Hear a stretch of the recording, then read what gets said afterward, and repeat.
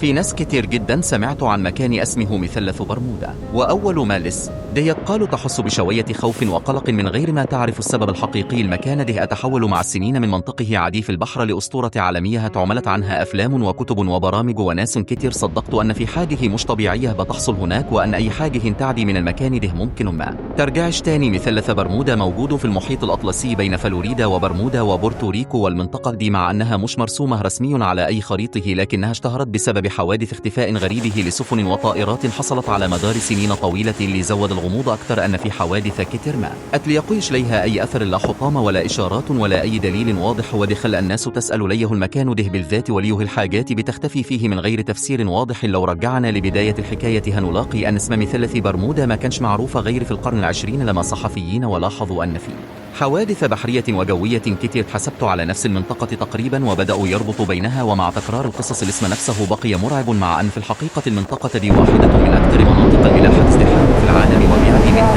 يوميا آلاف السفن والطائرات. بس اللي اختفى هو اللي اختفى الاهتمام كله من غير ما حد يبس للعدد الضخم اللي بيعدي بأمان. من أشهر القصص اللي خلت الموضوع يكبر قصة سرب طيارات عسكرية أمريكية خرجت في تدريب عادي جدا فوق البحر، وبعد شوية الطيارين بلغوا أن البوصلات عندهم مش مضبوطة وأنهم تايهين، وبعدها الاتصال قطع تماما والطيارات اختفت. القصة دي تب بشكل يخوف، وقدمت على أنها دليل أن في قوة خفية في المكان ده، مع أن التحقيقات بعد كده قالت أن الطقس كان سيء والرؤية ضعيفة، وأن الطيارين ما كانوش خبرة كبيرة. بس التفاصيل دي ما كانتش جذابة زي من الحكاية. ومع الوقت بدأت تطلع تفسيرات خيالية. في ناس قالت أن في كائنات فضائية بتراقب المكان وبتخذ السفن والطائرات، وفي ناس قالت أن المكان ده بوابة زمنية تبلع ليعدي منها، وفي ناس ربطت الموضوع بمدينة أتلانس الغارقة وقالوا أن فيها طاقة قوية لسه موجودة تحت البحر وبتأثر على الأجهزة. وكل الكلام ده انتشر لأن الإنسان بطبيعته بيحب الحكايات الغامضة أكثر من التفسير البسيط، ومع كثرة تكرار الناس بدأت تصدق أن مثلث برمودا مكان خطر بطبيعته، وأن مجرد المرور منه مغامرة.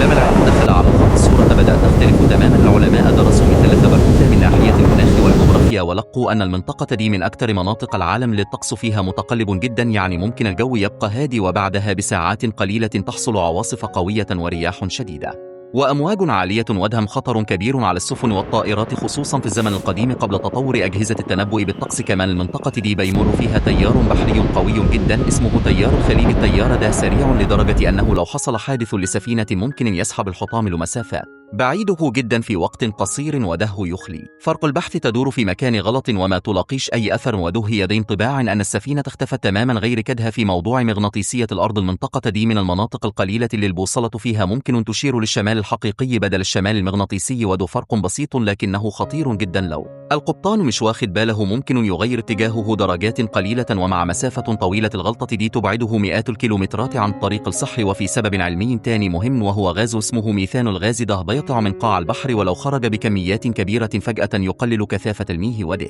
يخلي السفن تقيله تفقد الطفو وتغرق بسرعة من غير ما تدي فرصة لأي إشارة استغاثة. وفي الجو برضة ممكن الظواهر دي تأثر على محركات الطيارات وتخليها تفقد الاستقرار. وما ننساش العامل البشري، وده سبب أساسي أخطاء في حساب الوقود، تجاهل تحذيرات الطقس، سوء تقدير للمسافة. كل ده طبيعي يحصل، لكن لما الحادث يكون في مثلث برمودا بيتحول مباشرة لقصة غامضة. الأعلام لعب دور كبير في تضخيم الصورة، كتب وبرامج ركزت على الغموض أكثر من الحقائق. ومع تطور التكنولوجيا الحديثة زي الأقمار الصناعية وأنظمة الملاحة الدقيقة عدد الحوادث قل بشكل واضح جدا، وده دليل إن المكان نفسه مش فيه قوة خفية ولا لعنة، لكنه منطقة طبيعية ليها ظروف صعبة محتاجة حذر زيها زي أي بحر مفتوح. الخلاصة أن مثلث برمودا مثال واضح على أزء الخوف والقصص المتكررة ممكن يصنع أسطورة عالمية، والعقل البشري دائما بيميل للحكاية اللي تشد أكثر من التفسير العلمي. ومع كده هيفضل المكان ده حاضر في خيال الناس لأنه رمز للغموض اللي البشر دايما بيدوروا عليه.